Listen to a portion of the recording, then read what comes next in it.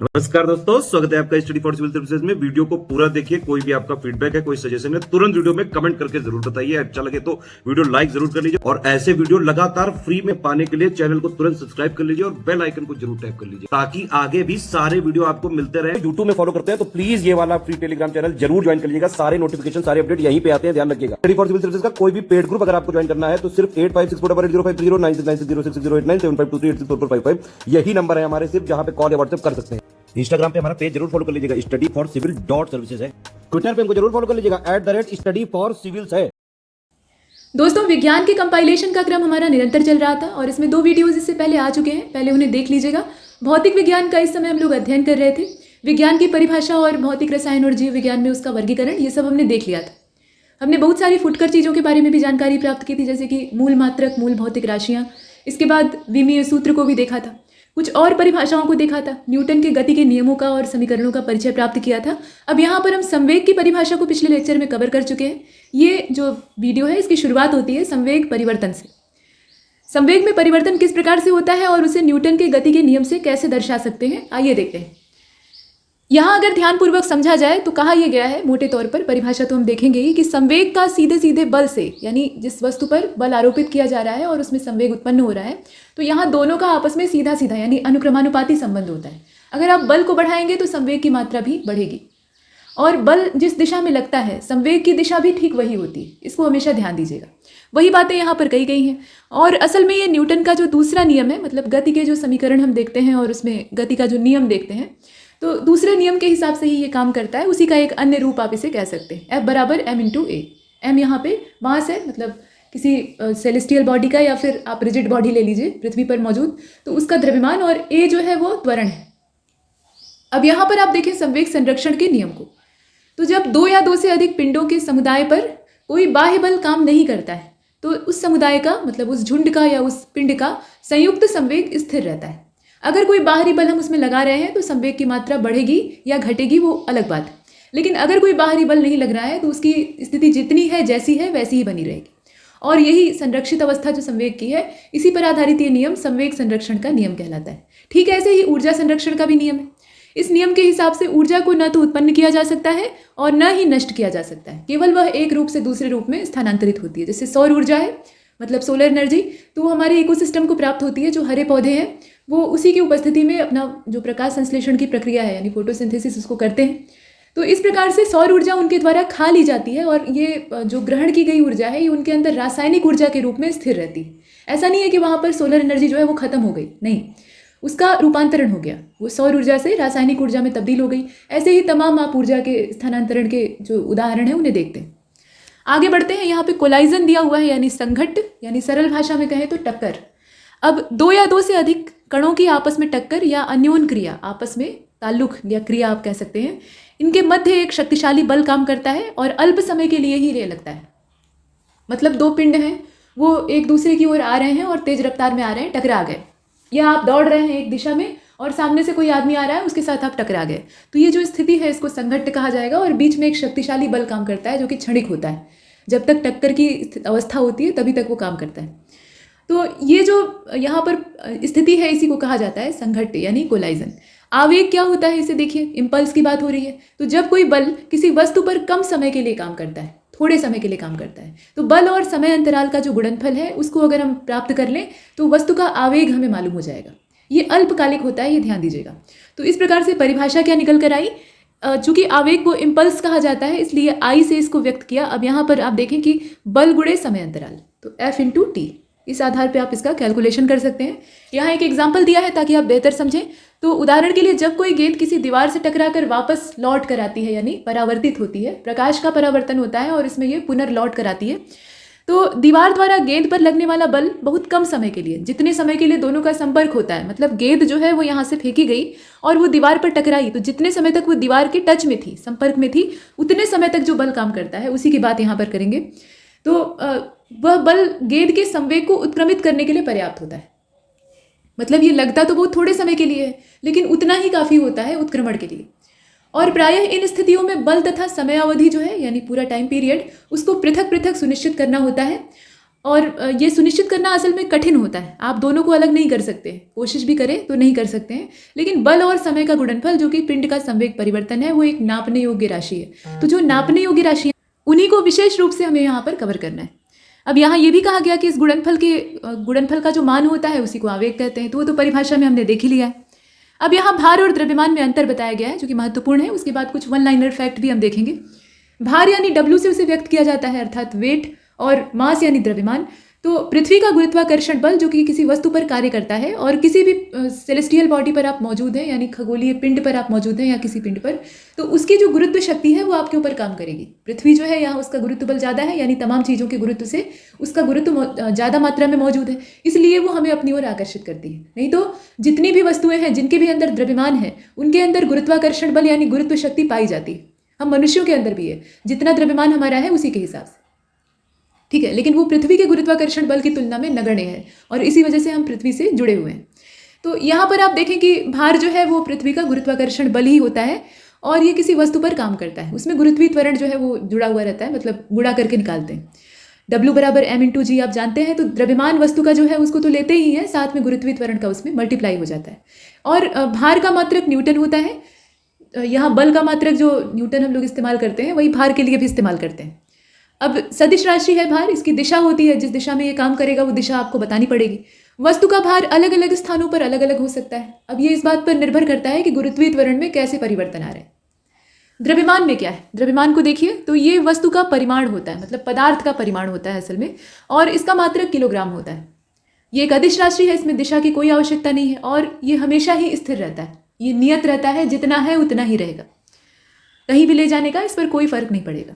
अब यहाँ पर वन लाइनर डाटा को देखते हैं। तो देखिए कि एक आदर्श दृढ़ पिंड जो है वो ऐसा पिंड होता है जिसके कि कणों पर बल लगाने पर भी उसके बीच की दूरी नहीं बदलती है, और वास्तव में ऐसी कोई चीज़ नहीं। आदर्श जहाँ पर कह दिया गया वो आइडियल ही, यानी कल्पना लोक में ही रहता है, रियलिटी से उसका कोई ताल्लुकात नहीं होता। जितनी भी रिजिड बॉडीज़ हैं, अगर वो आइडियल स्टेज में है तब तो आप बल लगाइए, उन पर कोई असर नहीं पड़ेगा। लेकिन बल लगाने पर कुछ न कुछ मात्रा में विकृति जरूर आती है, थोड़ी ही आएगी लेकिन आएगी। आप लोहे की एक छड़ पर बल लगा रहे हैं तो आपको ये लग रहा है कि आपका बल उस पर काम नहीं कर रहा है, उसका तो कुछ बिगड़ा नहीं, बाल बांका नहीं हुआ, लेकिन उसमें भी कुछ ना कुछ जो आणविक परिवर्तन है विकृति के रूप में दिखाई देता है। मतलब हल्का ही प्रभाव पड़ेगा लेकिन पड़ेगा। तो ऐसा नहीं है कि यहाँ कोई भी बॉडी जो है वो एकदम से आइडियल रिजिड बॉडी है, लेकिन ये डिफिनीशन है। और देखिए, घर्षणहीन पृष्ठ पर कोई भी व्यक्ति गति नहीं कर सकता है, क्योंकि अगर घर्षण ही नहीं रहेगा तो आप उस पर टिक ही नहीं पाएंगे, वो एकदम चिकनी सतह होगी, क्योंकि किसी भी प्रकार की गति के लिए घर्षण आवश्यक है। और हालांकि पूर्ण घर्षण रहित सतह पर कोई व्यक्ति सीटी बजाकर अपने को गति में ला सकता है, मतलब जहाँ खड़ा है वहाँ से उसको चलने के लिए सीटी बजानी होगी। ये बाह्य बल लगाने का एक तरीका है। यहाँ उसका अर्थ भी बता दिया गया है कि सीटी बजाने के लिए व्यक्ति एक दिशा में हवा छोड़ेगा और परिणाम स्वरूप वो विपरीत दिशा में क्रिया करने लगेगा, यानी गति करने लगेगा। लेकिन एक बार अगर वो गतिमान हो गया तो उसको रुकने के लिए भी पर्याप्त मात्रा में परिश्रम करना पड़ेगा। इसके बाद आगे चलते हैं। भरी हुई गाड़ी को चलायमान रखने में जितना बल चाहिए होता है उसकी तुलना में उसे चलाना शुरू करने में ज़्यादा बल लगाना पड़ता है। एक बार जब गाड़ी चल देती है तो उतना उसमें बल लगाने की आवश्यकता नहीं होती है, क्योंकि घर्षण कम हो जाता है। जब वो स्थिर अवस्था में है, यानी जड़त्व की अवस्था में है, तो उसको उसके जड़त्व से बाहर निकालने के लिए हमें ज़्यादा बल लगाने की आवश्यकता होगी। यदि किन्हीं दो वस्तुओं के बीच की गतिज ऊर्जा बराबर है, मतलब दोनों वस्तुओं की जो काइनेटिक एनर्जी है वो आपस में इक्वल है, तो उन पर समान अवरोधक बल लगा दिए जा रहे हैं। मतलब गतिज ऊर्जा बराबर है दोनों की। अब क्या कर रहे हैं कि समान अवरोधक बल दोनों पर लगा दे रहे हैं, तो इसका परिणाम क्या होगा कि वो एक समान दूरी पर ही जाकर रुकेंगी। मतलब दोनों जहाँ रुकेंगी, दोनों का जो दूरी है वो बराबर हो। समतल सड़क पर समान त्वरण से गति करने के कारण टैंकर में जो उपस्थित तेल होता है उसका मुक्त पृष्ठ पर तनाव के कारण परवलयी आकार धारण कर लेता है। मतलब समतल सड़क है, उस पर कोई टैंकर जो कि तेल से भरा हुआ है वो चल रहा है, मतलब ट्रेवल कर रहा है, और उसमें उपस्थित है तेल। तो तेल जो है इसमें मुक्त पृष्ठ तनाव बल जो है वो काम करेगा, और इसलिए वो परवलयाकार रूप धारण कर लेगा, मतलब पैराबोलिक शेप उसका हो जाएगा। परवलय का आकार आपने देखा है ना, इस टाइप का होता है, या आप ऐसे बना लीजिए जिस एक्सिस पर बनता है। कुल मिलाकर इस तरह का जो पथ है उसे हम देखते हैं। ये ऐसे भी हो सकता है, इस तरीके से भी हो सकता है। इसके बाद आगे चलते हैं। यहाँ आप देखें, बहती हुई हवा यानी जो विंड है उसमें केवल गतिज ऊर्जा होती है, केवल और केवल शुद्ध काइनेटिक एनर्जी होती है। और पवन ऊर्जा के उत्पादन के लिए हवादार जगह जहाँ पर हवा का अच्छा खासा बहाव है वहाँ पर पवन चक्कियाँ लगी होती हैं। पवन चक्कियाँ दिखती कैसी हैं आप सभी जानते हैं, और इन पर जब हवा टकराती है तो ये तेज गति से घूमती हैं, और इनके साथ फिर डायनेमो या जो जनित्र है उसको जोड़ा जाता है। मतलब कुल मिलाकर इनकी जो यांत्रिक ऊर्जा है, जब पवन चक्की के पंखे घूमते हैं तो उससे वहाँ पर मैकेनिकल एनर्जी यानी यांत्रिक ऊर्जा उत्पन्न होती है और इसी यांत्रिक ऊर्जा को विद्युत ऊर्जा में परिवर्तित करके हम इसका इस्तेमाल कर सकते हैं। तो ये तरीका है। और देखिए, किसी पदार्थ की वैद्युत प्रतिरोधकता यानी इलेक्ट्रिकल रेजिस्टिविटी, ये उस पदार्थ द्वारा विद्युत धारा के प्रवाह का विरोध करने की क्षमता को बताती है। मतलब वो पदार्थ विद्युत धारा का कितना ज़्यादा विरोध कर सकता है। प्रतिरोध का मतलब क्या है कि ये प्रतिरोध जो है ये धारा को अवरुद्ध करने का काम करता है। अगर किसी पदार्थ में प्रतिरोध ज़्यादा है, मतलब आर का मान ज़्यादा है, रेजिस्टेंट ज़्यादा है, तो इस परिस्थिति में क्या होगा, उसके अंदर विद्युत धारा को प्रवाहित करना सरल नहीं होगा, बहुत मुश्किल तरीके से वो प्रवाहित हो सकती है। जितना कम रेजिस्टेंस रहेगा उतनी ही ज़्यादा अच्छे तरीके से विद्युत धारा यानी आई का प्रवाह उसमें होगा। तो यहाँ यही बताया गया है कि इलेक्ट्रिकल रेजिस्टिविटी होती क्या है। ये किसी भी पदार्थ की विद्युत धारा का विरोध करने की क्षमता होती है। अब देखिए, यहाँ पर कहा गया कि कम प्रतिरोधकता वाले जो पदार्थ हैं वो विद्युत आवेश को आसानी से अपने अंदर से गुजरने देते हैं। मतलब विद्युत प्रतिरोधकता उनकी कम है यानी प्रतिरोध की मात्रा कम है, तो इससे क्या होगा, उनके अंदर धारा का प्रवाह आसानी से हो जाएगा। और विद्युत प्रतिरोधकता जो है इसकी यूनिट क्या होती है, तो इसे ओम मीटर से नापा जाता है। ये जो ओम है, ओमेगा ये सिंबल इसका होता है, ये ग्रीक भाषा का अल्फाबेट है और ये कैपिटल लेटर है। ओमेगा को कैपिटल लेटर में ऐसे लिखते हैं और स्मॉल लेटर में कुछ डब्लू की जो ऐसे मुड़ी हुई नाक है इस टाइप का दर्शाते हैं। मतलब डब्लू जो स्मॉल लेटर का होता है ना अंग्रेजी वाले अल्फाबेट में, तो उसमें एक तरफ से थोड़ा सा ट्विस्ट कर देते हैं ऐसे, बस। तो ये वाला जो है ये स्मॉल लेटर का ओमेगा है, जो कि आपको कहीं कहीं दिख जाएगा। ज़्यादातर जो वेव एंड ऑसिलेशन वाला थ्योरी होती है उसमें हम इसका यूज़ देखते हैं। और ये वाला जो ओमेगा है ये ओम मतलब प्रतिरोध के यूनिट के तौर पे दिखाई देगा। तो यहाँ ओम मीटर जो है ये प्रतिरोधकता की यूनिट है, ध्यान दीजिएगा, प्रतिरोध की नहीं, प्रतिरोध की सिर्फ जो है वो ओम है। अब यहाँ देखिए आप, विद्युत धारा जो है इसको नापने की इकाई एम्पियर है। ये एक मूल मात्रक और मूल भौतिक राशि है। तो एम्पियर को ए से व्यक्त किया जाता है। अब इसकी परिभाषा यहाँ दी हुई है कि यदि किसी चालक तार में, मतलब वो चालक तार है यानी उसके अंदर से आवेश प्रवाहित हो सकता है, तो उसमें 1 एम्पियर की धारा को हम प्रवाहित कर रहे हैं। इसका मतलब क्या है, 1 एम्पियर की धारा बह रही है, बात तो ठीक है। मतलब ये है कि उस तार में प्रति सेकेंड 6.25 गुणे 10 की घात 8 इलेक्ट्रॉन एक सिरे से प्रवेश कर रहे हैं और उतने ही इलेक्ट्रॉन दूसरे सिरे से निकल जा रहे हैं। आप सोच कर देखिए कि कितने ज़्यादा इलेक्ट्रॉनों का वहाँ पर फ्लो हो रहा है। ऐसे तो हम बस बटन दबाते हैं और पंखा चालू हो जाता है, हवा लेने लगते हैं, लेकिन ये सोचा है कभी कि वहाँ से वहाँ तक इलेक्ट्रॉनों को ट्रेवल, मतलब कितने सारे इलेक्ट्रॉन ट्रेवल कर रहे होंगे। तो यहाँ आप देखें एक छोटा सा नमूना, 6.25 गुणे 10 की घात 18, अगर आप यहाँ दशमलव को खपा दीजिए 10 की पावर में तो बचता है 625 गुणे 10 की घात 16। ठीक है, 2 यहाँ से जो पावर थी वो यहाँ से दशमलव खत्म करने में निकल गई। अब 625 के आगे आप 16 जीरो लगा दीजिए। जितनी लंबी संख्या आपको प्राप्त होगी उतने इलेक्ट्रॉन एक सिरे से इंटर कर रहे हैं और दूसरे सिरे से बाहर निकल जा रहे हैं, बहुत बड़ी तादाद। तो ये है 1 एम्पियर की परिभाषा। अब इसी में कहा गया है कि इतने ही इलेक्ट्रॉन प्रति सेकंड दूसरे सिरे से बाहर निकल जाते हैं और यही है 1 एम्पियर विद्युत धारा। नॉट क्या होता है, तो नॉट जो है वो समुद्री जहाज की गति को मापने का काम करता है, मतलब उसकी ये इकाई है। नॉटिकल माइल से हम दूरी नापते हैं। और कैलोरी जो है वो ऊष्मा को मापने की इकाई है। ये सब सामान्य परिभाषाएं हैं, मात्रक इकाइयाँ आप जानते हैं, वही चीज़ें यहाँ पर दोहराई जा रही हैं। ये एक तरह का रिवीजन है, जो कि बेसिक साइंस आपने 9th-10th में पढ़ रखा है, उसी का रिवीजन हो रहा है और कुछ नहीं।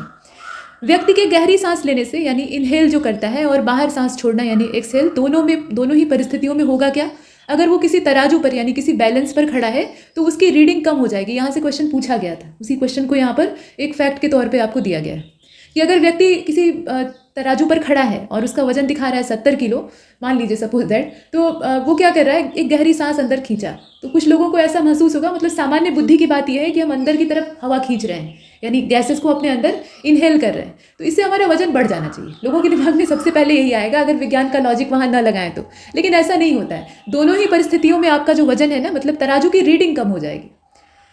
और इसके बाद आगे चलते हैं। और तराजू पर जो रीडिंग दिखाई जाती है वो असल में भार होता है, वो द्रव्यमान नहीं होता है। तो द्रव्यमान कभी भी कम नहीं होगा, द्रव्यमान जितना है उतना ही रहेगा, लेकिन भार में अंतर आ जाता है। अब यहाँ देखें आप गुरुत्वाकर्षण के बारे में, ग्रेविटेशन। तो गुरुत्वाकर्षण एक बल है और आपने देखा था कि ये दुर्बल बल साबित हुआ बाकी नाभिकीय बल और तमाम जो आवेशित बल थे उनकी तुलना में, लेकिन इसकी एक खासियत होती है, ये लंबी दूरी तक काम करता है, मतलब इसमें प्रभावशीलता इसकी काफ़ी ज़्यादा होती है। ब्रह्मांड में प्रत्येक 2 वस्तुएं एक दूसरे को आकर्षित करती हैं। ये एक बहुत सिंपल फंडा है। ब्रह्मांड को अगर आपको समझना है तो सबसे पहले यही जानना होगा कि ब्रह्मांड में जो सबसे प्रबल चीज़ है वो गुरुत्वाकर्षण है। सब कुछ इसी की बदौलत बना हुआ है और आकर्षण का यही गुण जो है इसको गुरुत्वाकर्षण कहा जाता है। गुरुत्व मतलब होता है भारीपन, गुरु मतलब होता है भारी और उसी से बना है गुरुत्व। तो ये भारी का आकर्षण है। जो भारी होगा, जिसके अंदर भार होगा, वो दूसरे को अपनी ओर खींचेगा। और भार का जो सबसे शुद्धतम रूप है उसे कहते हैं द्रव्यमान। तो द्रव्यमान युक्त वस्तुएं एक दूसरे को आकर्षित करती हैं। अब न्यूटन का जो ग्रेविटेशन का लॉ है, इसको देखे बिना हम गुरुत्वाकर्षण को नहीं समझ सकते हैं, क्योंकि जब गुरुत्वाकर्षण शब्द का जिक्र होता है तो पहले हमें सेब और न्यूटन ही याद आते हैं। अब यहाँ आप देखें कि परिभाषा दी हुई है, सरल परिभाषा है, सूत्र जो होता है उसी को यहाँ थ्योरेटिकल तरीके से दर्शाया गया है। सूत्र भी हम देखेंगे। इस विश्व में प्रत्येक पिंड हर दूसरे पिंड को एक बल द्वारा आकर्षित करता है, जिसका परिमाण, यहाँ ध्यान दीजिएगा, जिसका परिमाण दोनों पिंडों के द्रव्यमानों के गुणनफल के अनुक्रमानुपाती और उनके बीच की दूरी के वर्ग के व्युत्क्रमानुपाती होता है। छोटी क्लासेस में आप जब डेरिवेशन करते थे तो उसमें आप F मान लेते थे कि अच्छा ये ग्रेविटेशनल फोर्स है। अब यहाँ पर पहले तो ये बताया गया कि जो गुरुत्वाकर्षण बल है वो मतलब बल का परिमाण यानी उसकी मात्रा, ये दोनों पिंडों के द्रव्यमान, दो पिंडों के बीच में ही लगेगा गुरुत्वाकर्षण बल। मान लीजिए ये पिंड m1 है और ये वाला जो पिंड है वो m2 है, मतलब इसका मास m1 है और इसका मास m2 है, बीच की दूरी जो है वो r है, सपोज दैट। ठीक, अब यहाँ पर कहा गया कि दोनों पिंडों के द्रव्यमानों का गुणनफल यानी m1 और m2 का जो मल्टीप्लिकेशन है वो इसमें क्या है, f के अनुक्रमानुपाती है यानी समानुपाती है, सीधा संबंध है। और दूसरा वाला जो इसमें कॉन्सेप्ट है उसमें आप देखें कि कहा गया कि बीच की दूरी के वर्ग के व्युत्क्रमानुपाती है, यानी f का जो रिलेशन है वो r के साथ क्या है, मतलब यहाँ जो आपने चित्र बनाया था ये r डिस्टेंस जो है उसके साथ रेसिप्रोकल रिलेशन है कुछ इस प्रकार से। तो आप दोनों इक्वेशन को मिला देते थे, जब मिलाते थे आपस में इक्वेशन नंबर 1 और इक्वेशन नंबर 2 को आपस में सबमर्ज कर देते थे, तो m1 m2 अपान r यहाँ दूरी के वर्ग के व्युत्क्रमानुपाती होता है, तो r के ऊपर आप स्क्वायर लगा दीजिए, m1 m2 अपान r स्क्वायर। और ये जो यहाँ पे प्रपोर्शनल का साइन है इसको जब हटाएंगे तो यहाँ एक नियतांक लगाना पड़ेगा, तो इसीलिए f इज इक्वल टू यहाँ पर लगाते हैं सार्वत्रिक गुरुत्वाकर्षण नियतांक g, और उसके बाद जो फार्मूला बनता है वो होता है g m1 m2 अपान r स्क्वायर। ठीक है, तो ये आपका सूत्र बन जाता है। तो सिंपल परिभाषा से आप सूत्र निकाल सकते हैं, फिलहाल इसे साफ कर लेते हैं। यह उद्धरण तत्वतः न्यूटन के प्रसिद्ध शोध प्रबंध प्राकृतिक दर्शन के गणितीय सिद्धांत यानी mathematical principles of natural philosophy, इसे संक्षेप में मतलब इसी सिद्धांत को असल में संक्षेप में प्रिंसिपिया कहा जाता है, जो कि सिद्धांतों का खजाना है, तो यहाँ से प्राप्त होता है। जो न्यूटन की किताब है, प्रसिद्ध किताब है प्रिंसिपिया, शॉर्टकट में हम कहते हैं, तो वहाँ से इस सिद्धांत को सबसे पहले हम प्राप्त करते हैं। न्यूटन के गुरुत्वाकर्षण नियम को गणितीय रूप में व्यक्त किया जाता है, तो गणितीय रूप में हमने व्यक्त करके पहले ही देख लिया है। इसमें जो g है वो सार्वत्रिक गुरुत्वाकर्षण नियतांक है, बाकी m1 m2 आप जानते हैं, पहले पिंड का द्रव्यमान और दूसरे पिंड का द्रव्यमान, और दोनों के बीच की दूरी जो है वो r है। अब आगे बढ़ते हैं, ग्रेविटेशनल एक्सीलरेशन को देख लेते हैं। इसकी बहुत चर्चा पीछे हुई थी, हमने देखा था कि हर पिंड या हर खगोलीय पिंड के लिए ये जो गुरुत्वीय त्वरण होता है ये अलग अलग होता है। तो पृथ्वी के गुरुत्वाकर्षण बल के कारण या ग्रेविटी के कारण पृथ्वी की ओर गिरती हुई वस्तु के वेग में परिवर्तन की जो दर होती है, यहाँ आप देखिए ध्यान से, गुरुत्वीय बल के कारण पृथ्वी का जो गुरुत्व बल है वो किसी भी पिंड को अपनी ओर खींचता है, तो जब पिंड उसकी ओर जाने लगता है तो ऐसे में वस्तु का मतलब उस पिंड का वेग परिवर्तित होता है, तो उसके वेग में परिवर्तन की वही वाली दर जो है वो गुरुत्वीय त्वरण कहलाती है। तो परिभाषा क्या निकली, गुरुत्वीय त्वरण को हम स्मॉल g से व्यक्त करते हैं, तो इसका जो यहाँ पे डिफिनीशन निकल कर आता है वो आप देख सकते हैं, लिखा भी है यहाँ पे, g is equal to g मतलब बड़ा वाला g यानी सार्वत्रिक गुरुत्वाकर्षण नियतांक जो कि हमेशा स्थिर होता है, और m e अपान r e का स्क्वायर। ये e जो है ये अर्थ को रिप्रेजेंट कर रहा है, तो मास ऑफ अर्थ और रेडियस ऑफ अर्थ जो कि फिक्स है, मतलब अर्थ की दो रेडियस होती है या दो तरह का डायमीटर होता है, तो वो अलग चीज़ है, लेकिन ये रेडियस ऑफ अर्थ आप देख रहे हैं, नीचे इसका स्क्वायर रहेगा। तो इसके आधार पे हम कैलकुलेशन कर सकते हैं, क्योंकि ये दोनों चीज़ें स्थिर हैं इसलिए इस आधार पे हम निकाल सकते हैं। और m e is equal to पृथ्वी का वही द्रव्यमान, तो यहाँ सारी चीज़ें आपको कुल मिलाकर बता दी गई हैं। g का मान स्थिर पहले से ही है, तो इस हिसाब से हम g का कैलकुलेशन कर सकते हैं। वैसे ही यहाँ पे मास और रेडियस जो है ना वो किसी भी पिंड का अगर हमें पता हो तो उसके आधार पर हम उसका गुरुत्वीय त्वरण निकाल सकते हैं। आगे बढ़ते हैं, यहाँ आप देखिए कुछ और बातें कही गई हैं, ये सब ग्रेविटेशनल एक्सीलरेशन यानी गुरुत्वीय त्वरण के बारे में ही है। कहा गया है कि पृथ्वी की सतह के विभिन्न स्थानों पर g का मान अलग अलग होता है, ये पृथ्वी के गुरुत्व बल से नियंत्रित होता है, तो इसलिए इसमें परिवर्तन आते हैं। और पृथ्वी की सतह पर गुरुत्वीय त्वरण का मान, सतह पर एक सामान्य जो कैलकुलेशन औसत कैलकुलेशन किया गया है, तो उसमें जो मान हमें प्राप्त हुआ है वो 9.8 मीटर प्रति सेकंड स्क्वायर होता है। मीटर प्रति सेकंड स्क्वायर ये त्वरण की यूनिट है, चाहे कोई भी त्वरण हो उसके लिए जो हम मात्रक इस्तेमाल करते हैं वो मीटर पर सेकंड स्क्वायर होता है। 9.8 इसका सामान्य मान होता है। और सबसे ज़्यादा कहाँ पे होगा, ध्रुवों पर होगा, और सबसे कम विषुवत रेखा पर होगा। इसके पीछे भी लॉजिक है, आप जानते हैं कि पृथ्वी जो है वो एक समान गोलाकार नहीं है। अगर एक समान इसका गोलाकार आकार होता तो ऐसे में त्रिज्याएं बराबर होती, चारों तरफ से कहीं से भी आप नापें तो रेडियस इक्वल आएगी। वृत्त में या जो गोलाकार आकृति होती है उसमें यही तो खासियत होती है, लेकिन पृथ्वी जो है वो ध्रुवों पर चपटी है, यानी वहाँ पर रेडियस कम हो जाती है। और विषुवत रेखा जो है वहाँ पे उसमें बल्ज है यानी उभार है, तो वहाँ रेडियस ज़्यादा हो जाती है। तो केंद्र से जितनी ज़्यादा दूरी बढ़ेगी उतना ही जो गुरुत्व बल है वो कम काम करेगा, क्योंकि गुरुत्व का जो मूल है ना वो पृथ्वी का केंद्र है, वहीं से सब कुछ कंट्रोल होता है। तो इस अवस्था में जो विषुवत रेखा है वहाँ गुरुत्वीय त्वरण का मान कम हो जाएगा, वहाँ प्रभाव कम हो जाएगा, ध्रुवों पर बढ़ जाएगा। आगे बढ़ते हैं, केंद्र पर जी का मान शून्य हो जाता है। जहाँ पर ग्रेविटी का केंद्र है वहाँ पर जब आप चले जाएंगे तो वहाँ पर ग्रेविटी ही मतलब गुरुत्वीय त्वरण जो है वो शून्य हो जाएगा। और पृथ्वी के तल से नीचे या ऊपर जाने पर जी का मान इसमें नीचे या ऊपर जाने पर मतलब आप पृथ्वी के तल से नीचे जा रहे हैं या पृथ्वी के तल पर ऊपर जा रहे हैं तो इसमें जी के मान में कमी आती है। दोनों ही स्थितियों में ध्यान दीजिएगा। पृथ्वी के गुरुत्वीय त्वरण जी का मान पृथ्वी तल पर विभिन्न स्थानों पर भिन्न भिन्न होता है। तो ये तो हमने शुरुआत में जब परिभाषा देखी तभी देख लिया था। ये पृथ्वी की गुरुत्व शक्ति से नियंत्रित होता है। तो जहाँ पर गुरुत्वाकर्षण ज़्यादा काम करेगा वहाँ बढ़ जाएगा, जहाँ कम काम करेगा वहाँ कम हो जाएगा, सिंपल बात है। अब यहाँ देखिए, जी का मान वस्तु के द्रव्यमान पर निर्भर नहीं करता है। अतः यदि भिन्न भिन्न द्रव्यमानों की दो वस्तुएं मुक्त रूप से यानी वहाँ पर हवा नहीं है, निर्वात की स्थिति है, तो ऐसी स्थिति में ऊपर से गिराई जाती हैं तो उनमें एक समान त्वरण उत्पन्न होगा। हाँ, अगर हवा की उपस्थिति है तो ऐसे में त्वरण पर परिवर्तन आएगा, मतलब त्वरण पर फर्क पड़ेगा। यदि ये वस्तुएं एक ही ऊंचाई से गिराई गई हैं तो एक साथ पृथ्वी पर पहुंचेगी। लेकिन वायु की उपस्थिति से क्या होता है, वहाँ पे उत्प्लावन बल का प्रभाव काम करने लगता है और श्यानाकर्षण मतलब जो विस्कोसिटी का वहाँ पे प्रभाव है वो दिखाई देने लगता है। विस्कोसिटी एक ऐसा गुण है जो कि तरल पदार्थ यानी जो लिक्विड्स होते हैं और गैसियस स्टेट होती है किसी भी मैटर की, उन दोनों पर काम करता है। श्यानता सिर्फ द्रवों में नहीं पाई जाती, ये गैसों के अंदर भी पाई जाती है। तो वायु की उपस्थिति मतलब गैसों की उपस्थिति, तो वहाँ पर श्यानता भी काम करने लगेगी, वो विरोध करेगी गिरने का, ठीक है, वो अपोजिट डायरेक्शन में काम करेगी। तो ऐसे में त्वरण प्रभावित होगा। इसीलिए कहा गया है कि निर्वात की स्थिति में अगर साथ में गिराया जाता है तो उस अवस्था में जी के मान पर असर नहीं पड़ेगा। और इस दशा में भारी वस्तु जो है ये पृथ्वी पर पहले पहुंचेगी। मतलब जब हवा की उपस्थिति है, निर्वात नहीं है, तो उत्प्लावन प्रभाव यानी जो उत्प्लावन बल है और श्यान बल है ये ऊपर की ओर लगेंगे और जो वस्तु का मतलब पृथ्वी का जो गुरुत्वीय त्वरण है वो उसे नीचे की ओर खींचेगा। तो ऐसे में दोनों के त्वरण अलग अलग हो जाएंगे, मतलब दोनों के त्वरण पर प्रभाव पड़ेगा क्योंकि वेग बदल रहा है। और अब जब भारी मतलब ऐसी स्थिति आएगी तो भारी चीज़ जो है वो पृथ्वी पर पहले पहुंचेगी। अब यहाँ देखिए कि किसी वस्तु के द्रव्यमान पर गुरुत्वीय त्वरण में परिवर्तन का कोई प्रभाव नहीं पड़ता है। द्रव्यमान हमेशा अपरिवर्तित रहता है, उसका किसी भी चीज़ से कोई मतलब नहीं। अगर वस्तु है तो उसका जितना उसके अंदर पदार्थ की मात्रा है वो हमेशा उतनी ही रहेगी।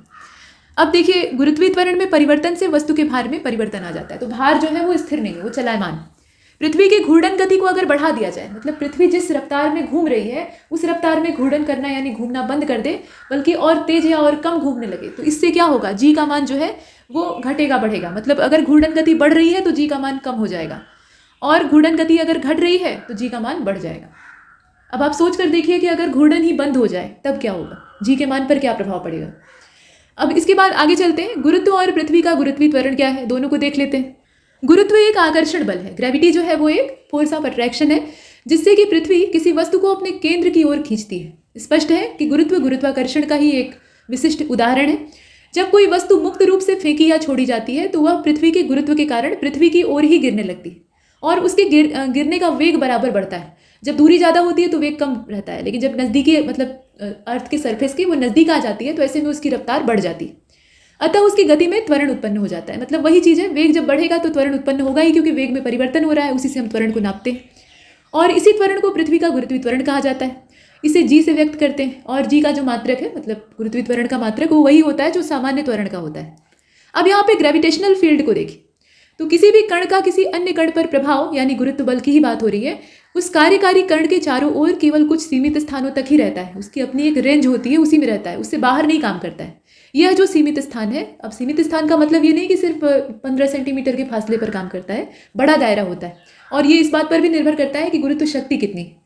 तो ये जो सीमित स्थान होता है ये उस कण के लिए गुरुत्व का क्षेत्र कहलाता है।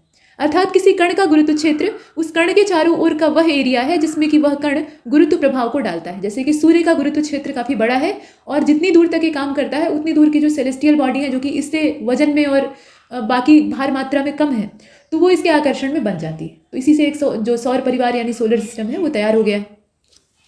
अब इंटेंसिटी ऑफ ग्रेविटेशनल फील्ड यानी गुरुत्व क्षेत्र की तीव्रता को देख लेते हैं। तो गुरुत्व क्षेत्र में स्थित एकांक द्रव्यमान द्वारा अनुभव किया गया बल, मतलब दिशा और परिमाण दोनों, ये गुरुत्व क्षेत्र की तीव्रता कहलाता है, और इसको व्यक्त करते हैं कैपिटल ई से। ई का जो यहाँ फार्मूला है, मतलब जिसके सहारे इसको हम कैलकुलेट कर सकते हैं, वो है F/m। यहाँ आप देखें। और जी का मान भी F बटे m होता है, आप जानते ही हैं। F बराबर m इंटू ए एक सिंपल फार्मूला है, आपने शुरुआत में देखा था। अब यहाँ a जो है इसकी जगह आप g रख दीजिए, अगर पृथ्वी के संदर्भ में बात हो रही है। अब क्या काम करिए कि m को इधर पक्षांतर कर दीजिए, तो यम यहाँ पे मल्टीप्लाई है, इधर जाएगा तो क्या होगा, डिवीजन में हो जाएगा, माने भाग के तौर पे हो जाएगा, तो F बटे m हो जाएगा। तो इसी आधार पर निकाला गया है। अतः पृथ्वी के गुरुत्व क्षेत्र के लिए g तथा e का मान समान होता है, दोनों इक्वल होते हैं। अब आगे चलते हैं। यहाँ देखिए ग्रेविटेशनल पोटेंशियल दिया हुआ है। विभव क्या होता है? वैसे तो विभव हम लोग विद्युत आवेश के संदर्भ में देखते हैं, लेकिन यहाँ गुरुत्वीय विभव क्या चीज़ है? तो एकांक द्रव्यमान को अनंत से गुरुत्व क्षेत्र के अंदर किसी बिंदु तक लाने के लिए जो काम किया जाता है, उसका ऋणात्मक मान ही उस बिंदु पर गुरुत्वीय विभव कहलाता है। उसका जो नेगेटिव वैल्यू है उसको यहाँ पर लेते हैं। गुरुत्वीय विभव को v से व्यक्त किया जाता है। माना कि परीक्षण द्रव्यमान को, मतलब यहाँ एक सपोज दैट किया गया है, कंसीडर किया गया है कि एक परीक्षण द्रव्यमान है जिसका मान है यम द्रव्यमान की कोई वस्तु है, उसको अनंत से किसी बिंदु तक लाने में जो कार्य किया जा रहा है वो है W। तो इस आधार पे अगर हम गुरुत्वीय विभव की गणना करते हैं, मतलब ये पोटेंशियल निकालते हैं, तो V बराबर हो जाएगा W बटे यम। ये आपने देखा। अतः यह ऋणात्मक है और गुरुत्वीय विभव सदैव ही ऋणात्मक होता है। गुरुत्वीय स्थितिज ऊर्जा को देख लेते हैं। तो गुरुत्व क्षेत्र में स्थित किसी कण की स्थितिज ऊर्जा उस कार्य के बराबर होती है जो उस कण के एक निर्देश स्थिति यानी रेफरेंस पोजीशन से वर्तमान स्थिति तक लाने में किया जाता है। यह निर्देश स्थिति आकर्षणकारी द्रव्यमान से अनंत दूरी पर ली जाती है, जहां कण की स्थितिज ऊर्जा को 0 मान लिया जाता है, शून्य हो जाती है, वहां तक नापते हैं। और सेंटर ऑफ ग्रेविटी क्या है? तो किसी वस्तु का गुरुत्व केंद्र वह बिंदु होता है, यहाँ आप देखें, जहां वस्तु का समस्त भार कार्य करता है। ठीक है, गुरुत्व केंद्र का मतलब क्या है कि वहां पर जाकर उस वस्तु की सारी ग्रेविटी फोकस हो जाती है, माने केंद्रित हो जाती है। और वस्तु चाहे किसी भी स्थिति में रखी जाए, वस्तु का भार गुरुत्व केंद्र के ठीक नीचे की ओर काम करता है। किसी भी वस्तु का गुरुत्व केंद्र जो है उससे ठीक नीचे की ओर उसका जो भार है वो हमेशा वर्क करेगा। और गुरुत्व केंद्र पर वस्तु के भार के बराबर ऊपरीमुखी बल लगाकर हम उस वस्तु को बैलेंस कर सकते हैं। उतना ही बल अगर हम ऊपरीमुखी यानी ऊपर की दिशा में लगाएं, चूंकि भार नीचे की ओर काम कर रहा है तो उसके जस्ट अपोजिट ऊपर की ओर हम ऊपरीमुखी बल लगाएं। ऊपरीमुखी का मतलब ऊपर मुँह किए हुए, तो ऐसा बल अगर हम लगाते हैं तो वो बैलेंस में आ जाएगी। और किसी वस्तु का गुरुत्व केंद्र तब स्थिर रहता है जब उसका आकार नहीं बदलता। अगर आप आकार में परिवर्तन कर देंगे तो उसका गुरुत्व केंद्र परिवर्तित हो जाएगा, ये ध्यान दीजिएगा। अब यहाँ देखिए कि कुछ नियमित वस्तुओं के गुरुत्व केंद्र दिए हुए हैं। अगर उन आकार में वो चीज़ें हैं तो उनका गुरुत्व केंद्र आपको मालूम हो जाएगा। जैसे कि एक सामान्य रॉड है, लोहे की या फिर किसी भी चीज़ की, तो उसका जो अक्ष का माध्य बिंदु होता है वहाँ पर उसका सेंटर ऑफ ग्रेविटी यानी गुरुत्व केंद्र उपस्थित होता है। और अगर कोई त्रिभुजाकार ठोस आकृति है तो उसकी माध्यिकाओं का जो कटान बिंदु है, अब यहाँ माध्यिकाओं के कटान बिंदु से क्या तात्पर्य है? मान लीजिए कि ये ट्रायंगल है, माध्यिकाओं का मतलब यहाँ पर ये है, कोण को यहाँ से मध्य भाग से विभाजित करती हुई सामने वाली जो भुजा है उस पर ये आसन्न जाकर गिर जाती है, मतलब उसे प्रतिच्छेदित कर देती है। ठीक ऐसे ही यहाँ से भी खींच सकते हैं, यहाँ से भी खींच सकते हैं। तो ये आकर तीनों जो माध्यिकाएं हैं ना, मतलब एक त्रिभुज में 3 ही माध्यिकाएं होंगी, तो ये तीनों आकर यहाँ पर एक दूसरे को काट रही हैं। तो ये जो माध्यिकाओं का कटान बिंदु है, यहाँ पर सेंटर ऑफ ग्रेविटी होती है, यानी जी होता है।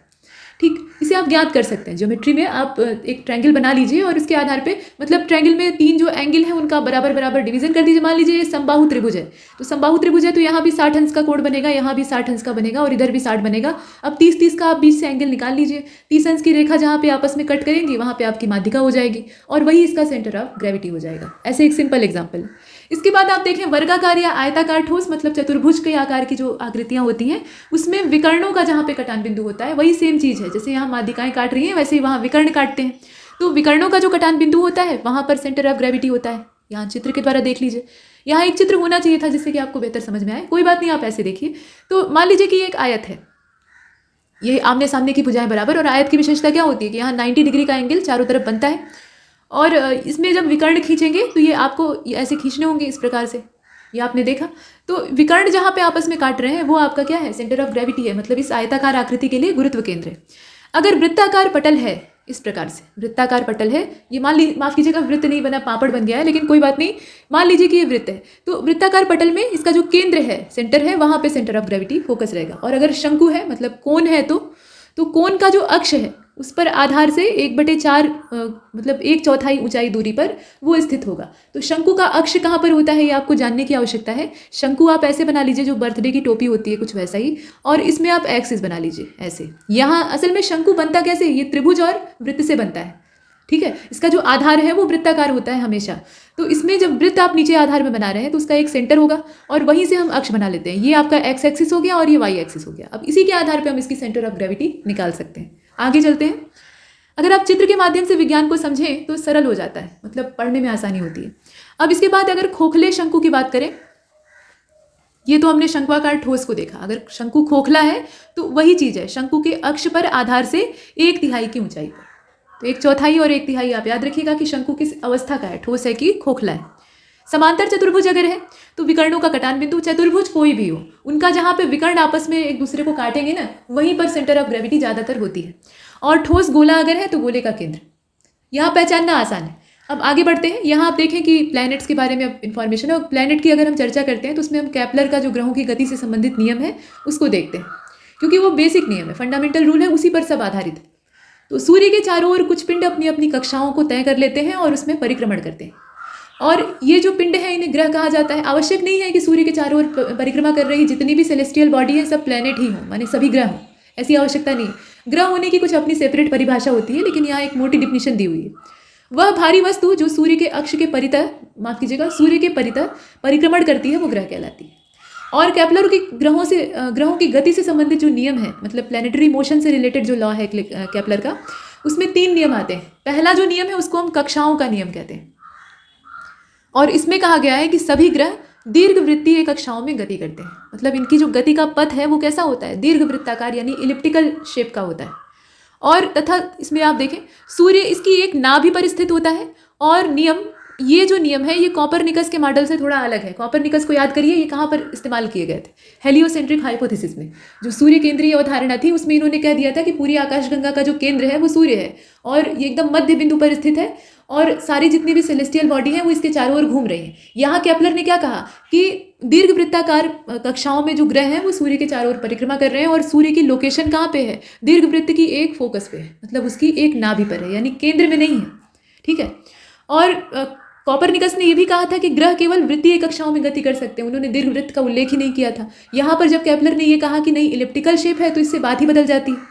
और दीर्घवृत्त जिसका वृत्त का मतलब दीर्घवृत्त जो है वो वृत्त का ही एक विशिष्ट प्रकरण होता है और ये एक बंद वक्र होता है। मतलब दीर्घवृत्त जानते हैं आप कैसा होता है, उसी को यहाँ परिभाषित करने का प्रयास किया गया है। कुछ ऐसा होता है, या आप थोड़ा और अच्छा बना लीजिए, ऐसा होता है। मतलब इसमें 2 तरह की रेडियस या 2 तरह के डायमीटर होते हैं। एक तो वर्टिकल, यहाँ पे रेडियस या डायमीटर आप ले लीजिए और दूसरा हॉरिजॉन्टल ले लीजिए। तो इस आधार पे यहाँ पे तय होता है।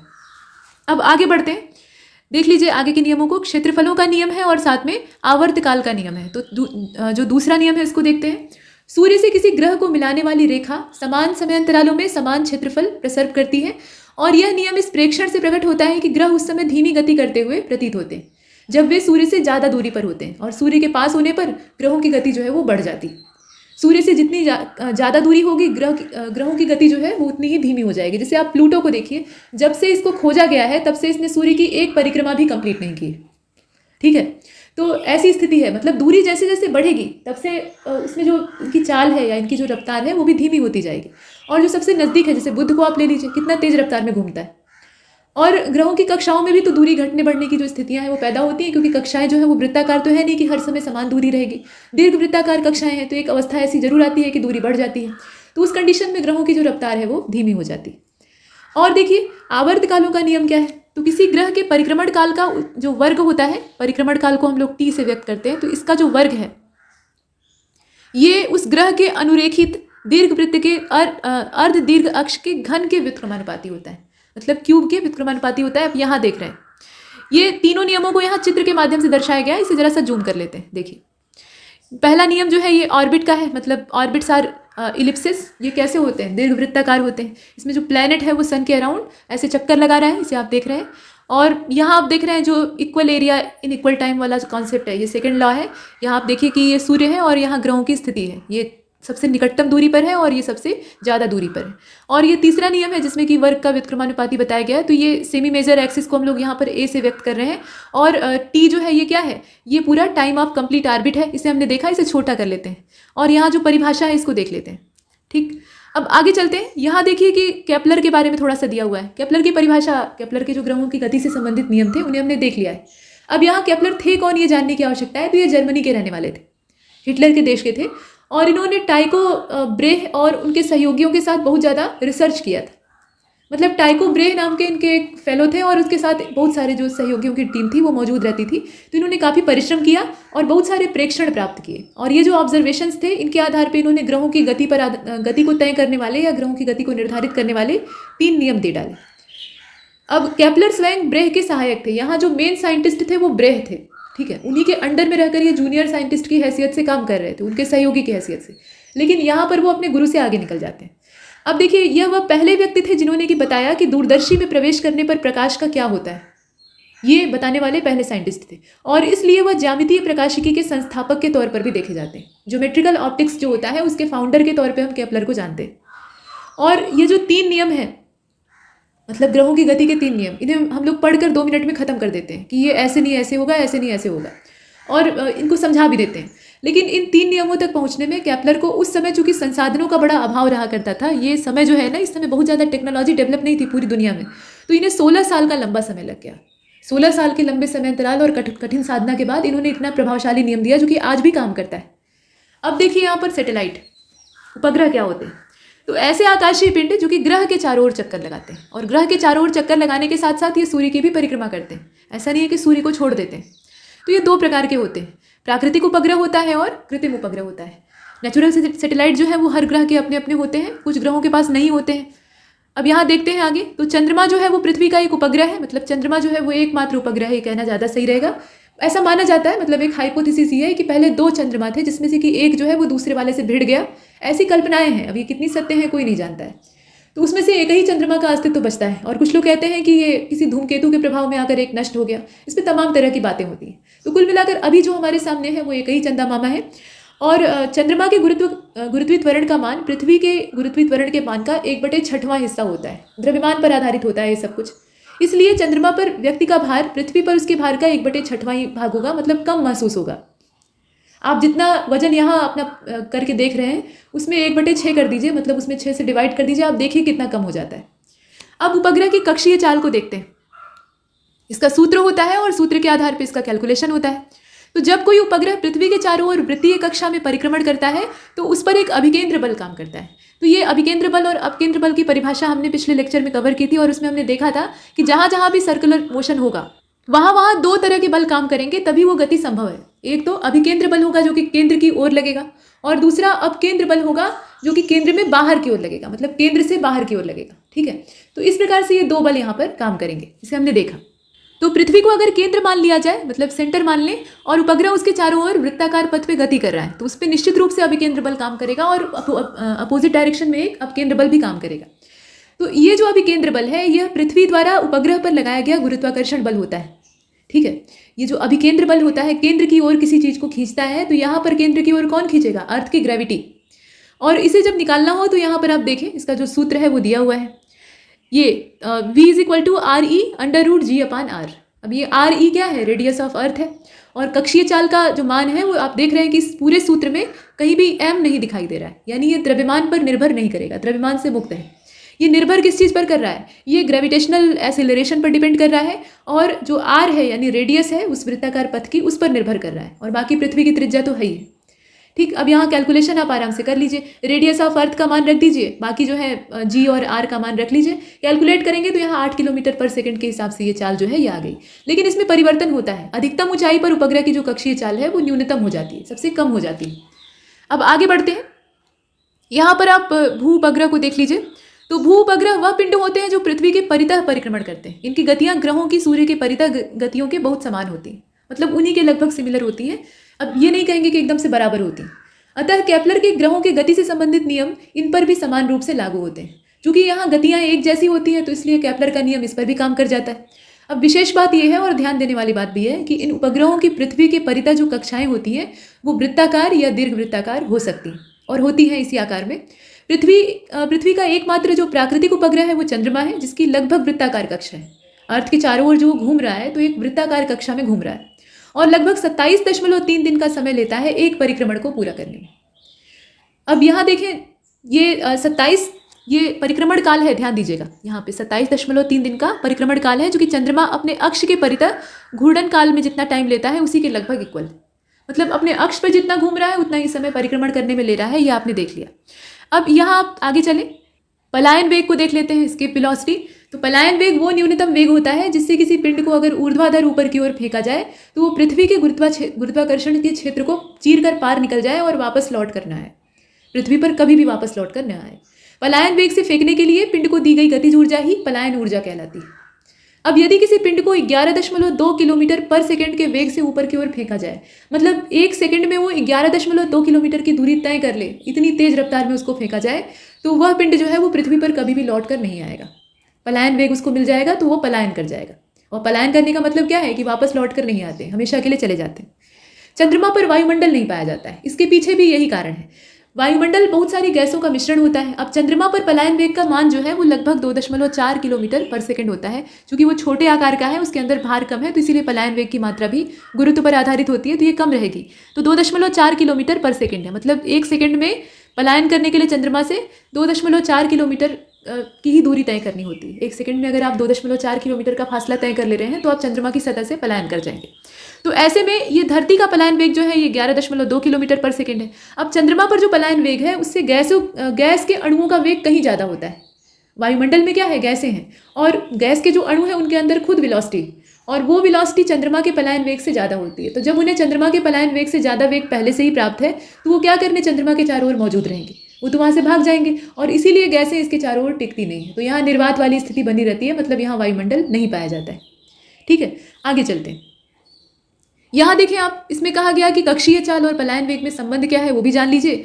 तो कक्षीय चाल जो है ये आप देखिए, पृथ्वी के समीप किसी उपग्रह की कक्षीय चाल तथा पृथ्वी के तल से फेंकी गई किसी वस्तु का पलायन वेग, दोनों में जो संबंध है उसे आप देख रहे हैं। यहाँ VE इज इक्वल टू, ये आप देखिए VE is equal to √VO। स्पष्ट है कि यदि पृथ्वी के समीप ये चलकर नहीं है, असल में चक्कर है। तो अब देखिए, यदि पृथ्वी के समीप चक्कर काटते किसी उपग्रह की कक्षीय चाल किसी कारणवश बढ़ जाती है और वो √2 के मल्टीप्लाई में हो जाती है, यानी करनी में 2 गुना हो जाती है, तो उस उपग्रह को अपनी कक्षा छोड़कर पलायन करना पड़ेगा, वहाँ से वो भाग जाएगा। उपग्रह की ऊर्जा क्या होती है, आइए देखते हैं। तो किसी कक्षा में घूमते हुए उपग्रह की कुल ऊर्जा उसकी गुरुत्वीय स्थितिज ऊर्जा और गतिज ऊर्जाओं का योग होती है। गुरुत्वीय स्थितिज ऊर्जा क्या है, तो U इज इक्वल टू, यहाँ आप देखें माइनस भी है, चिन्ह का ध्यान दीजिएगा, -GMEM/r, और गतिज ऊर्जा का मान क्या हो जाएगा, तो ½ mv² होता है। अब यहाँ उसी आधार पे कैलकुलेट कर लीजिएगा। तो ½ GMEM, ME क्या है, ये मास ऑफ अर्थ है, और जो M है वो दूसरे पिंड का द्रव्यमान है, और नीचे है R यानी बीच की दूरी। तो काइनेटिक एनर्जी और पोटेंशियल एनर्जी दोनों को निकाल कर आपस में जोड़ दीजिए, तो इससे क्या होगा, उपग्रह की टोटल जो एनर्जी है वो हमें मालूम हो जाएगी।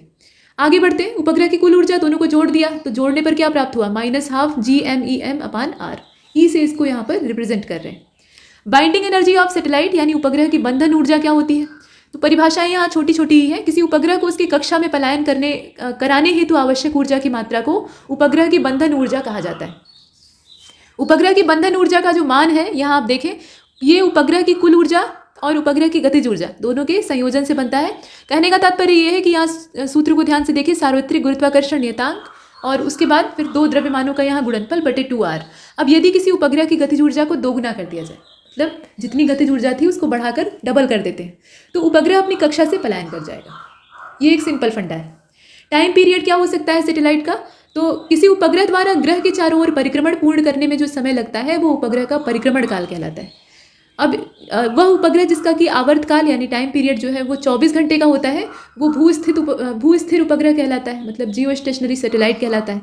और भूस्थिर उपग्रह की पृथ्वी की सतह से जो ऊंचाई है वो 36,000 किलोमीटर होती है। ये सब ऐसे फैक्ट हैं जिनसे कि क्वेश्चन हर बार पूछे जाते हैं। और यहाँ सूत्र दिया है उपग्रह का परिक्रमण काल। कभी कभी छोटे छोटे न्यूमेरिकल्स दे दिए जाते हैं फिजिक्स में, जब पेपर को टफ बनाने की सोची जाती है, मतलब परीक्षक ऐसा सोचता है कि जो परीक्षार्थी हैं वो उलझ जाए, तो इसके लिए वो पेपर में ऐसी सेटिंग करता है। बहुत उलझाने वाले न्यूमेरिकल नहीं रहते हैं, लेकिन इस टाइप के न्यूमेरिकल होंगे कि आपको सूत्र उसके लिए पता होना चाहिए, बिना आप अच्छे या एग्जैक्ट फार्मूले के उसे कैलकुलेट नहीं कर सकते हैं। तो यहाँ आप देखें कि T is equal to 2π√RE + h³/GRE²। ये है फार्मूला, और टोटल जो है ये अंडर रूट में।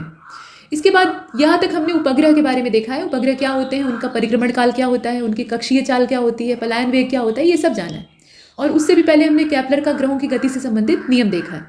अब यहाँ पर हम देखेंगे सरल आवर्त गति को। तो सरल आवर्त गति की परिभाषा क्या है, जब कोई कण अपनी माध्य स्थिति के दोनों ओर सरल रेखा में दोलन गति करता है तो उस गति को सरल आवर्त गति कहा जाता है। स्प्रिंग से लटके किसी पिंड का दोलन, किसी सरल लोलक का दोलन, ये सब क्या है? ये सरल आवर्त गति के एग्जाम्पल है। जो पेंडुलम घड़ी का होता है, या ऐसे भी आपने प्रयोगशाला जो छोटी कक्षाएं होती है ना, मतलब हाई स्कूल 9th-10th वाला जो लेवल है, वहाँ पे ये सामान्य प्रैक्टिकल होता है, करवाया जाता है। एक बड़ा सा ऐसे लोहे का बॉब रहता है, यानी गोला रहता है, और उससे एक रस्सी बंधी हुई होती है जो कि एक ऊंचे कहीं पॉइंट होता है, आधार होता है, खूंटी टाइप का, उससे बांध दी जाती है। अब मास्टर साहब लोग ऐसे पकड़कर खींचते हैं, उसके बाद छोड़ देते हैं, तो वो जो गोला है वो रस्सी के सहारे लटका है और वो आगे पीछे ऐसे ऐसे घूमने लगता है, दोलन करने लगता है। तो अब इसी आधार पे वो सरल आवर्त गति को समझाते हैं। सरल प्रैक्टिकल भी होता है और इसे करने में मजा भी आता है। तो यही आपको यहाँ एग्जाम्पल के तौर पे दिया गया है।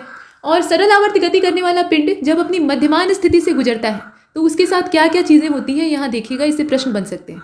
उस पर उस समय कोई बल नहीं काम करता है और उस समय उसका त्वरण शून्य होता है, वेग अधिकतम होता है, माने उससे ज़्यादा नहीं हो सकता है। तो जब वेग में परिवर्तन ही नहीं हो सकता है तो त्वरण तो अपने आप शून्य हो जाएगा, ये सिंपल लॉजिक। और गतिज ऊर्जा भी मैक्सिमम होती है। चूंकि गतिज ऊर्जा वेग से सीधे सीधे ताल्लुक रखती है, आप काइनेटिक एनर्जी का फार्मूला देखते हैं, 12m × v² होता है, मतलब v से सीधा सीधा संबंध है, यहाँ पे स्क्वायर रहेगा, ठीक है, तो mv²। अब यहाँ पे v से जो काइनेटिक एनर्जी है उसका सीधा रिलेशन है। अब वेग जो है वो मैक्सिमम है, तो जो काइनेटिक एनर्जी है वो भी अपने आप बढ़ जाएगी, यानी मैक्सिमम हो जाएगी। तो ये आपस में जुड़ी हुई चीज़ें हैं। अगर आपको कुछ फैक्ट पता है तो आप बाकी को ऐसे भी गेस कर सकते हैं। हाँ, स्थितिज ऊर्जा शून्य होती है। अगर काइनेटिक एनर्जी सबसे अपनी हाई पीक पर रहेगी तो उस समय पोटेंशियल एनर्जी 0 हो जाएगी। अब देखिए, जब पिंड गति के अंत बिंदु यानी एकदम अंतः बिंदु अर्थात चरम स्थिति में पहुंच जाता है तो उस समय उसका त्वरण अधिकतम होता है और उस पर काम करने वाला जो प्रत्यानयन बल होता है वो अधिकतम होता है। प्रत्यानयन बल भी उस समय एकदम अपनी हाईएस्ट पोजीशन में होता है। गतिज ऊर्जा शून्य हो जाती है और स्थितिज ऊर्जा उस समय एकदम से अधिकतम हो जाती है, वेग शून्य हो जाता है। ये स्थिति कहाँ की है? जब वो एकदम से अपने चरम बिंदु पर पहुंचता है। ये मध्यमान स्थिति और चरम बिंदु का मतलब आप समझ रहे हैं? इसे चित्र से समझिए। देखिए, ये आपका एक बॉब है, यानी गोला है, लोहे का गोला या जिस चीज़ का आप ले लें, रस्सी से ये टंगा हुआ है, किसी खूंटी से बांध दिया गया प्रैक्टिकल के लिए। आपने क्या किया कि इसको खींचा, ऐसे यहाँ तक ले गए और उसके बाद छोड़ दिया, तो ये करेगा क्या? ऐसे ऐसे ऐसे ऐसे घूमना शुरू कर देगा। जितनी दूर तक ये अपना फासला तय करके जा पा रहा है, इधर जितना ये बाउंस करके यहाँ तक पहुँच पा रहा है, ये इसका चरम बिंदु है, इससे ज़्यादा बाहर ये नहीं जा रहा है। तो ये जो चरम बिंदु होता है वहाँ के लिए स्थिति अभी अभी हमने देखी है। और मध्यमान स्थिति क्या है? जब ये एकदम बीचों बीच होता है तो मध्यमान स्थिति में उसका त्वरण शून्य हो जाता है, वेग अधिकतम हो जाता है और गतिज ऊर्जा मैक्सिमम होती है। और अगर अपनी चरम अवस्था में है तब क्या होगा? तो ऐसी स्थिति में स्थितिज ऊर्जा सबसे ज़्यादा होगी और वेग जो है वो शून्य हो जाएगा और उस अवस्था में प्रत्यानयन बल भी उस पर सबसे ज़्यादा मात्रा में लगेगा। सरल लोलक के बारे में पढ़ लेते हैं। तो यदि लंबाई में न बढ़ने वाली ऐंठन रहित भारहीन डोरी के एक सिरे पर पदार्थ के अत्यंत सूक्ष्म किंतु भारी कण को लटकाकर डोरी के दूसरे सिरे को घर्षण रहित दृढ़ आधार से बांध दें तो इस प्रकार से बना हुआ जो सिस्टम है यानी निकाय है उसको एक आदर्श सरल लोलक कहा जाएगा। क्योंकि ऐसा न तो हमें गोलक मिलेगा और ऐसी न तो रस्सी मिलेगी। ऐसी रस्सी हो ही नहीं सकती है जिसमें कि एकदम से एक पॉइंट के बराबर भी ऐंठन ना हो। बिना ऐंठन की रस्सी बनेगी कैसे? आप सोच कर देखिए। और यहाँ ये भी कहा गया कि भारहीन है तो डोरी का अपना कुछ न कुछ भार होगा। तो ये सारी जो यहाँ पे बातें कही गई है ना, ये आइडियल स्टेज है। ऐसा किसी भी प्रैक्टिकल में संभव नहीं है, इसीलिए त्रुटियाँ आती हैं। जो हम एरर का मेजरमेंट करते हैं तो त्रुटियों की गणना करने की नौबत इसीलिए आती। ये आपने देखा। अब आप देखिए कि प्रयोगशाला में धातु के किसी ठोस गोले को एक हल्के तथा पतले धागे से बांधकर किसी दृढ़ आधार से लटका देते हैं तो यही व्यवहारिक सरल लोलक कहलाता है। और धातु के गोले को गोलक कहते हैं यानी बॉब कहते हैं और निलंबन बिंदु जो जहाँ से उसको लटकाया गया रहता है उसको पॉइंट ऑफ सस्पेंशन या निलंबन बिंदु कहा जाता है। गोलक के गुरुत्व केंद्र तक की जो दूरी है, मतलब जहाँ से उसको लटकाया गया है वहाँ से गोलक का जो गुरुत्व केंद्र है वहाँ तक की दूरी को अगर नापा जाए तो इसको इफेक्टिव लेंथ कहा जाता है यानी प्रभावकारी लंबाई कहा जाता है, जिसको कि स्मॉल यल से व्यक्त किया जाता है। और टेबल फैन का घूर्णन ये दोलन गति का एग्जाम्पल है। अब यहाँ देखिए कि सरल लोलक का आवर्तकाल कैसे निकालते हैं। तो इसके आवर्तकाल को निकालने के लिए जो सूत्र हम इस्तेमाल करते हैं वो होता है T = 2π√L/g। यल यहाँ पे वही प्रभावकारी लंबाई है, g आपका ग्रेविटेशनल एक्सीलरेशन यानी गुरुत्वीय त्वरण है, 2π जो है यहाँ पे कांस्टेंट है। पाई की वैल्यू आप जो चाहे, मतलब दशमलव वाला रखना चाहे तो दशमलव वाला रखिए, परिमेय संख्या के रूप में 22/7 रखना चाहे तो वो रख दीजिए और कैलकुलेट कर लीजिए। अब यहाँ पर ये साफ दिखाई दे रहा है कि इस पूरे फार्मूले में, यहाँ आप देख रहे हैं इस सूत्र को, इसमें कहीं भी यम नहीं है, मतलब ये द्रव्यमान पर आश्रित नहीं होता है। सूत्र में जो जो तथ्य दिए हुए हैं या जो फैक्टर्स दिए हुए हैं सिर्फ उन्हीं पर ही डिपेंडेंट होगा। तो यहाँ जो सरल लोलक का आवर्तकाल है ये दो चीज़ों पर आश्रित होता है, एक तो प्रभावकारी लंबाई और दूसरा गुरुत्वीय त्वरण। ये m पर डिपेंड नहीं करता है। और लोलक का आवर्तकाल जो कैपिटल टी से यहाँ व्यक्त किया गया है और प्रभावकारी लंबाई यल इसके वर्गमूल के व्युत्क्रमानुपाती, माफ कीजिएगा, वर्गमूल के अनुक्रमानुपाती होता है। वर्गमूल मतलब करणी के अंदर उसको रख दिया गया है। अतः यदि लोलक की प्रभावकारी लंबाई को बढ़ाकर 4 गुना कर दिया जाए तो आवर्तकाल जो है वो 2 गुना हो जाएगा, क्योंकि 4 गुना अगर आप कीजिएगा तो वो करणी में 4 होगा, जब बाहर आएगा तो क्या होगा, वो 2 बन जाएगा। मतलब इसका वर्गमूल निकाल लेंगे तो 2 प्राप्त हो जाएगा। तो इस हिसाब से आवर्तकाल जो है वो 2 गुना हो जाएगा। इसके बाद आगे चलते हैं। यहाँ आप देखें लोलक का आवर्तकाल गुरुत्वीय त्वरण जी के वर्गमूल के व्युत्क्रमानुपाती होता है। उदाहरण के तौर पे जब किसी लोलक घड़ी को पहाड़ या खान में ले जाया जाता है तो उस समय जी का मान घटने से इसका आवर्तकाल बढ़ जाता है, मतलब घड़ी जो है वो सुस्त हो जाएगी। अनंत लंबाई के सरल लोलक का आवर्तकाल 84.6 मिनट होता है। अब ये नहीं है कि अनंत लंबाई का सरल लोलक है तो आप उसका आवर्तकाल अनंत कर दें, विकल्प में ये भी दिया रहेगा। ऐसे प्रश्न आते हैं और उसमें विकल्प में जो आपके दिमाग में सबसे पहले आने वाली चीज़ है वो दी रहती है और कुछ लोग जो है उस पर टिक लगा देते हैं। तो यहाँ थोड़ा सा लॉजिक से काम लेना है। जो सरल लोलक का आवर्तकाल उस समय होगा अगर वो इनफाइनाइट लेंथ का है तो ऐसी कंडीशन में वो 84.6 मिनट का होगा। अब यहाँ देखें सरल लोलक के आवर्तकाल की अधिकतम सीमा है, क्योंकि अनंत से ज़्यादा दूर तक तो कोई जा नहीं सकता। अनंत माने जिसका कि कोई अंत ना हो, तो इतनी लंबाई का पहले से ही सरल लोलक है। तो ऐसे में इससे ज़्यादा लंबाई का क्या होगा, तो जब इससे ज़्यादा लंबाई ही नहीं हो सकती है तो इससे ज़्यादा आवर्तकाल भी नहीं हो सकता है। यानी जो मैक्सिमम टाइम पीरियड है वो कितना हो सकता है, 84.6 मिनट। आगे बढ़ते हैं। सेकंड पेंडुलम को देख लेते हैं, मतलब सेकंड लोलक की बात हो रही है। तो यदि लोलक का आवर्तकाल 2 सेकंड का हो तो उसको सेकंड लोलक कहा जाता है। Simple definition. अब यहाँ पर 1 लाइनर फैक्ट फिर एक बार आ गया है, इसे आप देख लीजिए। भूतुल्यकालिक संचार उपग्रह जो होते हैं ये विषुवतीय तल यानी जो निरीक्षणीय समतल होता है वहां से वृत्तीय कक्षा में पृथ्वी के केंद्र से लगभग 4.22 गुणे 10⁴ किलोमीटर की दूरी पर गति करते हैं। यहाँ जो आंकड़ा है ना, मतलब ये आंकिक मान जो दिया हुआ है इसको याद रखिएगा। इसके बाद आप देखिए पृथ्वी की सतह के निकट किसी पिंड पर लगने वाला पृथ्वी का गुरुत्वाकर्षण बल यदि अचानक लुप्त हो जाए, एकदम से गायब हो जाए, तो उस वस्तु का भार जो है वो शून्य हो जाएगा। कैसे शून्य होगा, अगर गुरुत्वाकर्षण बल लुप्त हुआ तो भार यानी W बराबर क्या होता है, m × g होता है। g का मान ही 0 हो गया, तो g का मान 0 हुआ तो m का उसमें मल्टीप्लाई कर लीजिए, रिजल्टेंट क्या मिलेगा, 0 मिलेगा, माने W का मान 0 हो गया। लेकिन द्रव्यमान वही रहेगा, यम जो है वो तो हमेशा वही रहेगा। ये बात अलग है कि जी का यहाँ मल्टीप्लाई हुआ तो ये 0 हुआ, लेकिन इसका मान नहीं बदलने वाला है। अब देखिए भूमध्य रेखा पर गुरुत्वाकर्षण से जनित जो त्वरण होता है वो सबसे कम होता है। क्यों कम होता है वो हम जानते हैं, पिछले वाले में हमने, मतलब पिछले बातों में हमने चर्चा की थी। हमने देखा था कि केंद्र से जहाँ पर दूरी कम होगी, केंद्र से सतह की दूरी जहाँ पर कम होगी वहाँ पर गुरुत्वीय त्वरण ज़्यादा होगा, तो ध्रुवों पर ज़्यादा होता है। और केंद्र से जहाँ पर दूरी बढ़ेगी, सतह की दूरी बढ़ेगी, वहाँ पर कम हो जाएगा। तो इसीलिए विषुवत रेखाओं पे सबसे ज़्यादा दूरी वहीं पर होती है, सबसे बड़ी त्रिज्या, तो इसलिए वहाँ पर कम हो जाता है। और पृथ्वी के गुरुत्वाकर्षण बल के कारण वर्षा आकाश से पृथ्वी पर गिरती है, नहीं तो वो कहीं दूर तैरती रहती। और पृथ्वी ब्रह्मांड का केंद्र है, ये विचार अरस्तु ने रखा था। जो जियोसेंट्रिक हाइपोथेसिस है उसकी बात की जा रही है। बाद में कॉपरनिकस आते हैं तो वो हेलियोसेंट्रिक हाइपोथेसिस को रखते हैं, मतलब सूर्य केंद्रीय अवधारणा को पेश करते हैं। अब इसके बाद देखिए अंतरिक्ष में कम गुरुत्व के चलते अंतरिक्ष यात्री सीधे खड़े नहीं रह पाते हैं, और कम गुरुत्व में लंबे अंतरिक्ष अभियानों में अंतरिक्ष यात्रियों को पेशीय क्षय और अस्थियों के घनत्व की कमी का सामना करना पड़ता है, मतलब उनकी हड्डियां कमजोर हो जाती हैं। तो इसीलिए उनके लिए वैसा ही खुराक बनाया जाता है ताकि वो कमजोर ना हो। उसके बावजूद उनका शरीर जो है वो अस्त व्यस्त हो जाता है। जब वो लंबी यात्रा करके पृथ्वी पर वापस लौटते हैं तो उन्हें सामान्य होने में कुछ समय लगता है। ये आसान नहीं है अंतरिक्ष यात्री बनना। ऐसा नहीं है कि वो सिर्फ सूट बूट पहनकर वहाँ मौज करते हैं, उन्हें बहुत सारी दिक्कतों का सामना करना पड़ता है।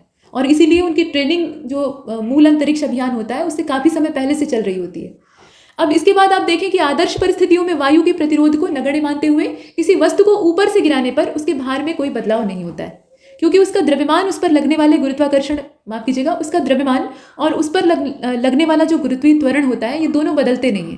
तो इसीलिए भार पर कोई प्रभाव नहीं पड़ेगा, न यम बदल रहा है न जी बदल रहा है, तो ऐसे में डब्ल्यू जो है वो अपरिवर्तित रहेगा ही।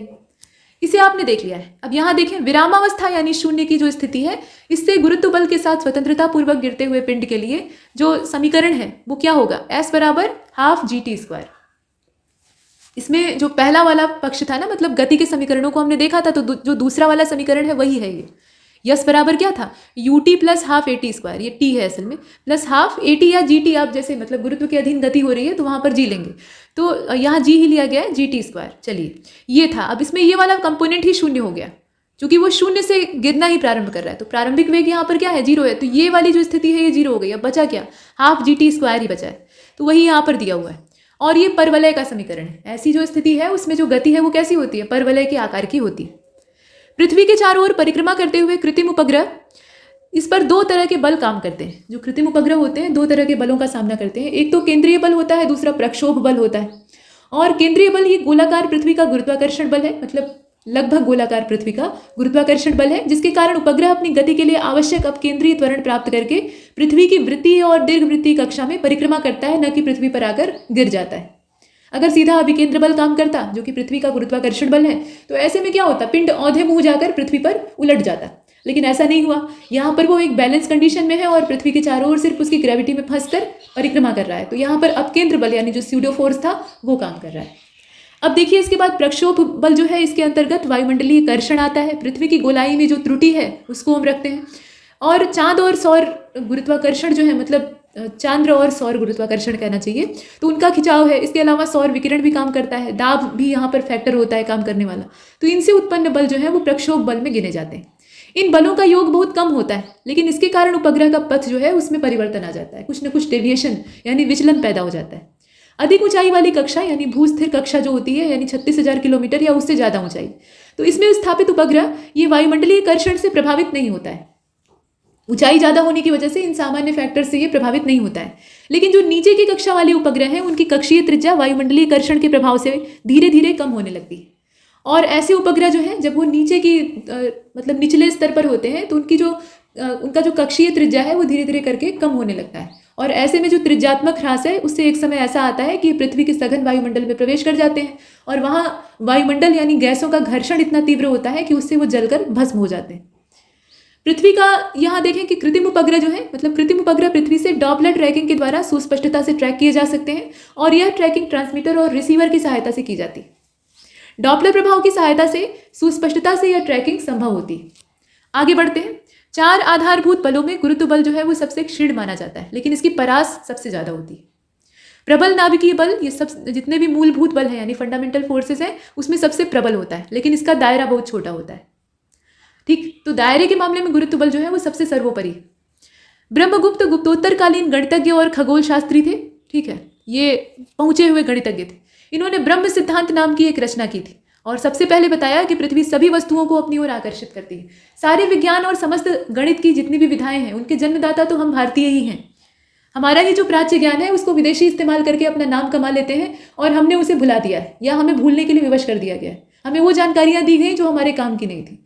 हमें वो नहीं सिखाया गया जो हमारा बहुमूल्य ज्ञान था और वो कहीं विलुप्त हो गया, मतलब उसे कुछ षड्यंत्र के चलते विलुप्त कर दिया गया, कुछ परिस्थितिजन्य जो तरीके थे या आक्रमण इत्यादि थे उनसे विलुप्त हो गया। दोनों ही स्थितियाँ हैं। मतलब ऐसा नहीं है कि हम हमेशा स्वतंत्र रहें, मतलब बार बार हमारे ऊपर हमले हुए हैं, चाहे प्राचीन काल का समय रहा हो चाहे मध्यकाल का जो समय था उस वक्त में तो अति ही हो गई थी, और मॉडर्न एज में भी एक लंबे समय तक हम गुलाम रहे हैं। तो जब जब जिनके हम गुलाम रहे हैं वो अपनी मानसिकता को हम पर थोपे हैं और चाहे हैं कि हम उनकी जो टूटी फूटी संस्कृति है उसको अपना लें और अपनी जो धरोहर है उसको भूल जाएं। तो इसके लिए वो हमें मिट्टी में मिलाने की भरपूर कोशिश करते हैं, चाहे वो ब्रिटिशर्स हो या तुर्क हो या अरबी हो, उससे कोई फर्क नहीं पड़ता। ये तीनों का ही काम था। ठीक, तो ऐसे में वो हमें अपनी संस्कृति का दास बनाने की कोशिश करते रहे और इससे हमारा जो प्राच्य ज्ञान है वो धीरे धीरे करके लुप्त हो गया। लेकिन जो बचा है वो भी अभी बहुमूल्य है और उसको भी अगर हम सजो लेते हैं तो हम बहुत ऊपर तक जाएंगे। फिलहाल यहाँ पर ब्रह्मगुप्त की बात हो रही है, तो इन्होंने गुरुत्वाकर्षण की जो गणना है वो तो पहले ही कर दी थी, न्यूटन ने कोई तीर नहीं मारा था। अब इसके बाद आगे चलते हैं। गुरुत्वाकर्षण पदार्थों द्वारा एक दूसरे की ओर आकृष्ट होने की प्रवृत्ति है। मतलब वही है, द्रव्यमान अगर दो वस्तुओं के बीच में है तो निश्चित रूप से वो एक दूसरे पर, ध्यान दीजिएगा, एक दूसरे पर गुरुत्व बल आरोपित करेंगी। ऐसा नहीं है कि उसमें से हल्की वाली जो चीज़ है वो गुरुत्व बल लगाएगी ही नहीं, चुपचाप बड़ी वाली चीज़ की ओर खींची चली जाएगी। ऐसा नहीं होता है।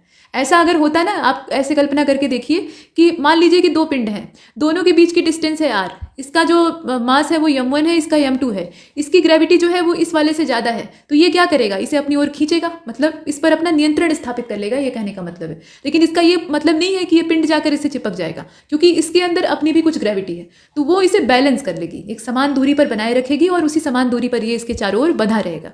ठीक यही चीज़ ग्रहों और उपग्रहों के बीच में होती है या तारों और ग्रहों के परिक्रमा पथों के बीच में होती है। अब इसके बाद आगे चलते हैं।